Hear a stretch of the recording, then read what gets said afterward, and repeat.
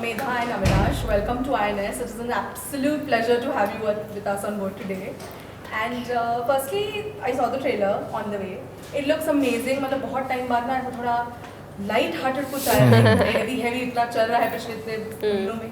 I think बहुत light hearted है. Family के साथ हम देख सकते हैं. UA रेटेड वाला आया है after a long time. So firstly, tell us how excited are you for? I mean, the release is just on the corner. Firstly, how excited are you for the movie? Very excited. I am so happy. आज trailer देख के जो भी लोगों का response था, it's been very positive. सबको बहुत मज़ा आया देख के. तो आज का दिन ही इतना स्पेशल फील हो रहा है. तो नाउ तो I can't wait for the release of the film and I can't wait for people to watch it. It's a like you said बहुत ही लाइट हार्टेड फन फिल्म है, जो बहुत वक्त के बाद कोई ऐसी फिल्म आ रही है जो आप फैमिली के साथ जाके देखेंगे, जो आपको हंसाएगी, रुलाएगी, मस्ती, बहुत ऐसा टाइप का फिल्म है. So I can't wait for people to watch it. I would like to say the same. I think 24th April को ये फिल्म आ रही है. अब कुल मिला के कितने 15 दिन रह गए? Almost 15 days, yeah. So 2 weeks to go. Very excited, slightly nervous. It's taken us almost a year now to bring this film to everyone. Lot of effort from everyone. So fingers crossed. और जैसा आपने कहा कि बहुत समय बाद एक UA film आई है, एक मौका है पूरे परिवार को साथ में ले जाकर फिल्म देखने का. तो ये मौका है देखने का कितने परिवार साथ में जाकर आज भी फिल्म देखते हैं. Right, absolutely. And if you could tell us about your characters in the movie, and also it is a very comedy rom-com जैसे rom-com का जो plot है पूरा. So also how comfortable were you in doing a little bit of comedy as well? Because I believe, and it is said as well, that out of all the niche domains of acting, comedy is probably one of the most hard, genres to act. What is your take, and if you could also elaborate on your characters? I think to each his own. मुझे लगता है किसी को हंसाना genuinely difficult बहुत होता है, लेकिन किसी को रुलाना भी उतना ही मुझे डिफ़िकल्ट लगता है. लेकिन मुझे बहुत मज़ा आया ये कॉमेडी रोल करके, क्योंकि किसी ने मुझे ये करते हुए कभी पहले देखा नहीं है. I think people have only seen me in 12th fail, and that was a more serious, more subtle, intense role. तो मुझे बहुत मज़ा आया कॉमेडी करके, और मुझे ऐसा लगा या तो इसी फिल्म में ऐसा हुआ है, या आई थिंक जब आप फन फिल्म करते हो तो you just automatically feel happier, because पूरे शूट के दौरान my energies have always just been up, and I have been in high spirits, and I felt so happy every day on that set.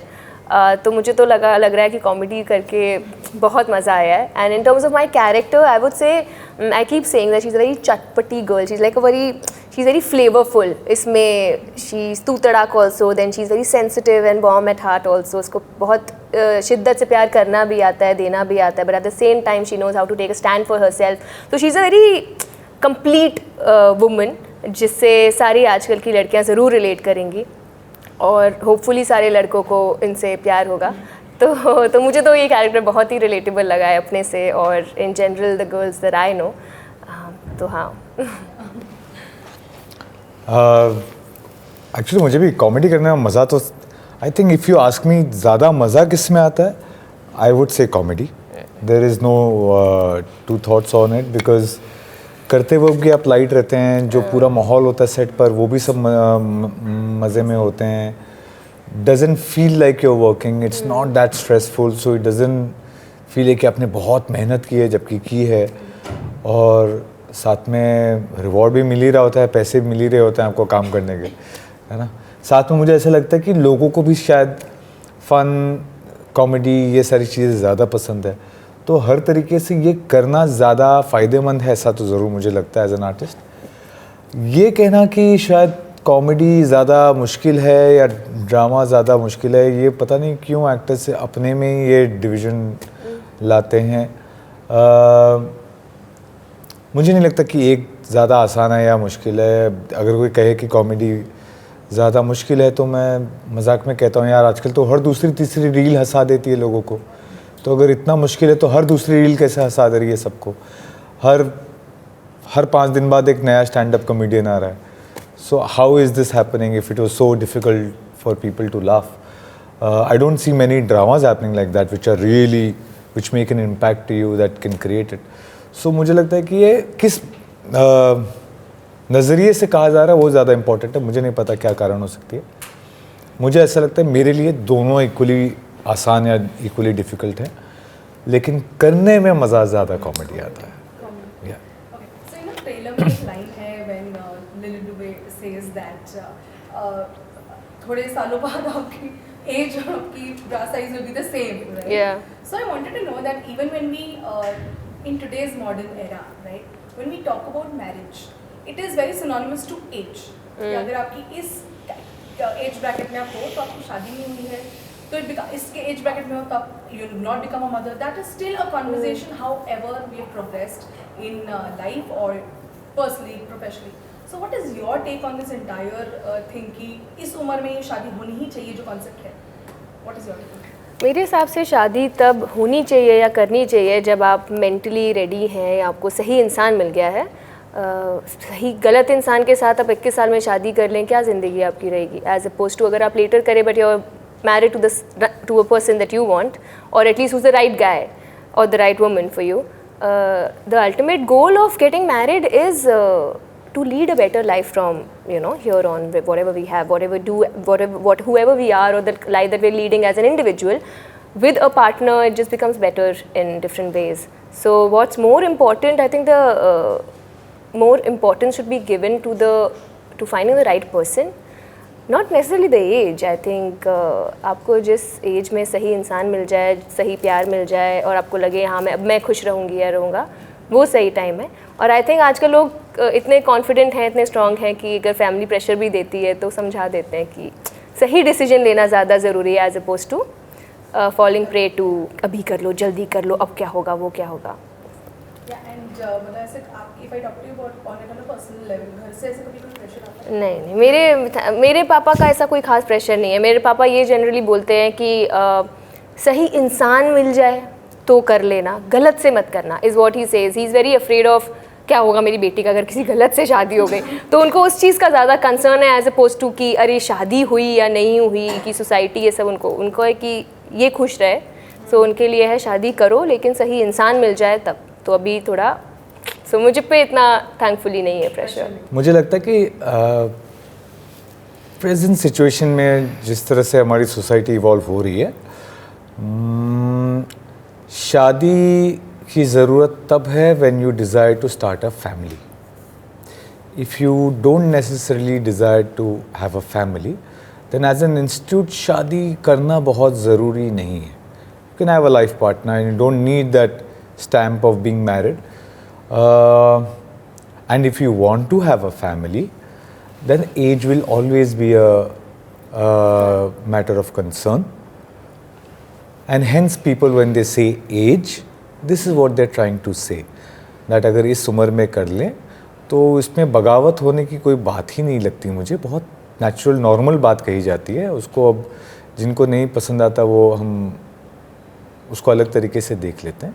But if you want to have a family, you would be suggested that you would go and do it at the right time when your body is at the best, at its peak to do what it's supposed to do. If you don't want to have a family, you don't need to get married. It's as simple as that. Of course, with medical sciences improving, the age is also kind of increased and you see that around. In fact, आप इस देश में अगर check करें तो 28 से 30% marriage percentage has gone down. And that is one of the reasons to do a film like Ginny Wed Sunny too, to ask this question of why people are not getting married. What is it that people are not getting married for? So मेरा ये मानना है कि age is important if you want to start a family, and marriage is important if you want to start a family. So the core is, do you want to start a family? If yes, please do get married at the right time because it is important. Your body will be in the best way to give rise to a family and take care of that family. As far as I am concerned, मुझे लगता है मेरे आसपास के लोगों को लग रहा है कि मेरा समय निकल चुका है. कुछ भी कि बीत चुका है मेरा वक्त. So yeah. Right. But you know, after Laila Majnu till Sunny Weds, Ginny Wed Sunny तक, जो मेन स्ट्रीम सिनेमा जो होता है लीड एक्टर का, वो we missed you actually, if I could say. So what is was that like a conscious decision, or were you waiting for the right projects, or was it like a pressure कि अभी इतना benchmark set किया है, so to live by it? Not really. Actually, if you see, Laila Majnu happened, and then there were those 2 years of COVID, which happened, which took me to, I made some other commitments for OTT at that point of time. and I kept doing that. Then I did Madgaon Express, which was in theaters, which I felt like from all the stuff that I was doing, I had not stepped into comedy. I had not done that genre, and I said, let's try doing that. We came with that to the cinema halls. Then I came with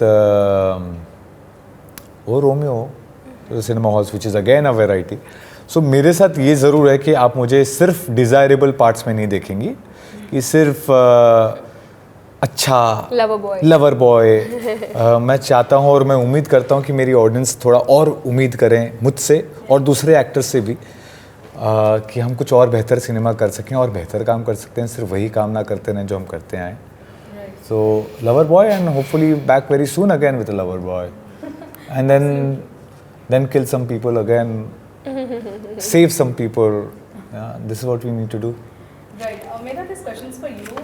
First movie में विक्रांत थे, right? And you have worked with him in a phenomenal movie. So I want to know, जब ये like, did you basically get a chance to tell that you are also part of the second movie and all of that? कुछ discussion as such हुआ था विक्रांत के साथ कभी?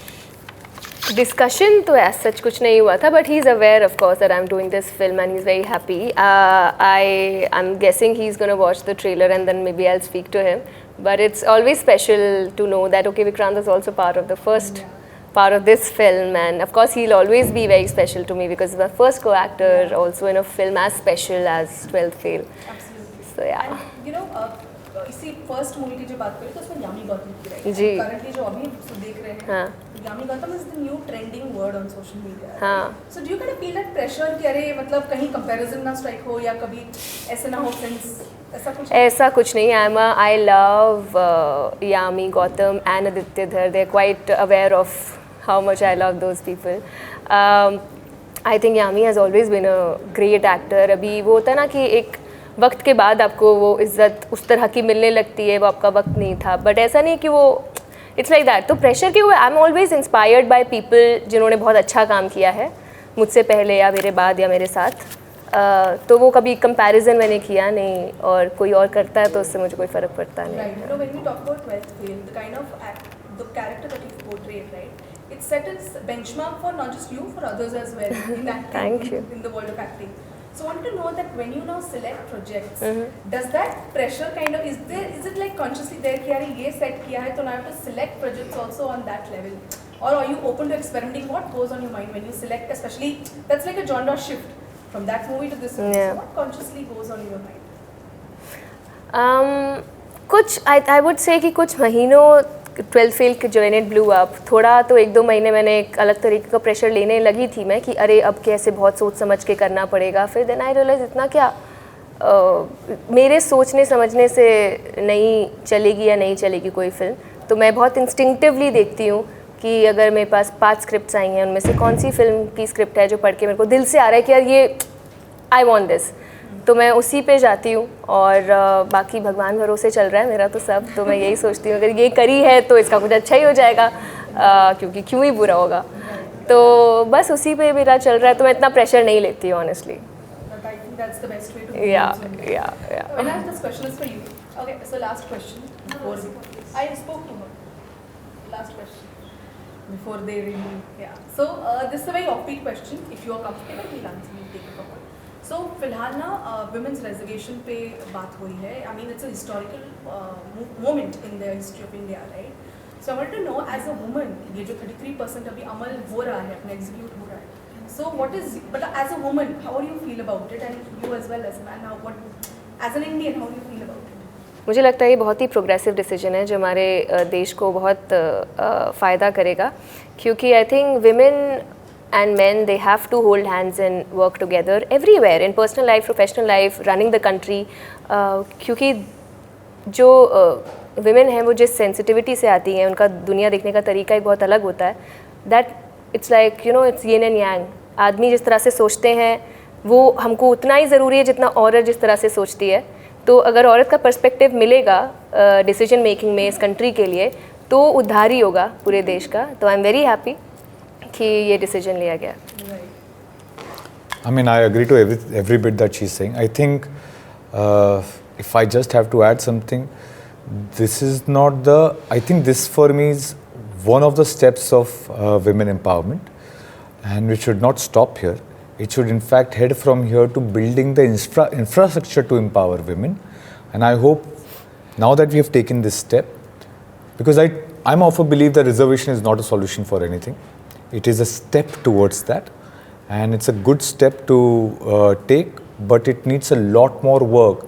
And I see now that we have it, 15 years more of building the infrastructure to empower women would really take them from this underprivileged and privileged conversation that happens onto the same platform for everyone.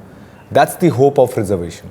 The idea is not that एक third bus women का ही रहेगा, or it doesn't work like that. I'm not a believer of that. So yeah, it's a great step to take, and I hope it is a start and not the end of this. Absolutely.